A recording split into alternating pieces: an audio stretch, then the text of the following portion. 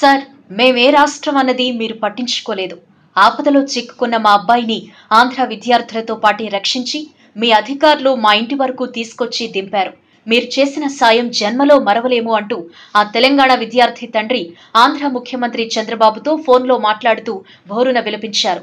తెలంగాణలోని ఆదిలాబాద్ జిల్లా బోధ్ నియోజకవర్గం ఇచ్చోడకు చెందిన ఆడే మానాజీ కుమారుడు మంగేష్ కుమార్ జమ్మూ కశ్మీర్ శ్రీనగర్లోని నేషనల్ ఇన్స్టిట్యూట్ ఆఫ్ టెక్నాలజీలో మొదటి సంవత్సరం ఇంజనీరింగ్ చదువుతున్నాడు.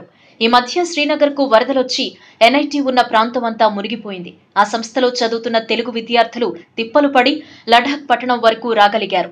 అక్కడి నుంచి ఆంధ్రప్రదేశ్ ప్రభుత్వం వారి బాధ్యత తీసుకుని ఎవరి ఇళ్లకు వారిని చేర్చింది. వారిలో తెలంగాణ విద్యార్థి మంగేష్ కూడా ఉన్నాడు.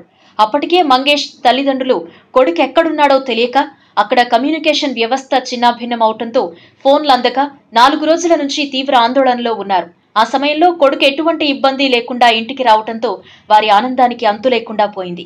తమ కొడుకును ఇంటికి చేర్చడంలో ఆంధ్రప్రదేశ్ ముఖ్యమంత్రి చంద్రబాబు తీసుకున్న చొరవకు కృతజ్ఞతలు తెలపాలి అని మంగేష్ తండ్రి మానాజీ విశ్వ ప్రయత్నాలు చేసి చివరికి ఆయనతో ఫోన్లో సంభాషించగలిగారు. భావోద్వేగాన్ని ఆపుకోలేక మానాజీ ఫోన్లోనే బోరుమన్నారు. శ్రీనగర్ ప్రాంతం నుంచి వస్తున్న వార్తలు చూసి మా అబ్బాయి దక్కుతాడనుకోలేదు. ఎటువంటి సమాచారం లేక ఇంటిల్లిపాది తీవ్రమైన డిప్రెషన్లో ఉన్నాం. ఆ సమయంలో మా వాడిని వేరే రాష్ట్రం అని కూడా చూడకుండా ఇంటికి చేర్చారు. మీ సాయం ఎప్పటికీ మర్చిపోలేం సార్. మీరు మా పాలిట దేవుడు అంటూ కన్నీరు మున్నీరయ్యారు. చంద్రబాబు మానాజీని ఓదారుస్తూ ప్రాంతం ఏదైనా అందరం తెలుగువాళ్లం. తెలుగువారికి ఎక్కడ ఏ కష్టం వచ్చినా నాకు చేతనైనంత వరకు నేను నిలబడతాను. ఏ అవసరం ఉన్నా అడగండి, వీలును బట్టి నేను చేయగలిగింది చేస్తాను అంటూ స్పందించారు. మానాజీ పిల్లలతో కూడా చంద్రబాబు మాట్లాడి ధైర్యం చెప్పారు.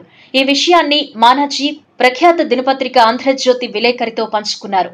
ఈ వీడియో మీకు నచ్చినట్టయితే లైక్ చేయండి, షేర్ చేయండి. మరిన్ని ఇంట్రెస్టింగ్ వీడియోస్ చూడడానికి మా ఛానల్ కు తప్పక సబ్స్క్రైబ్ అవ్వండి.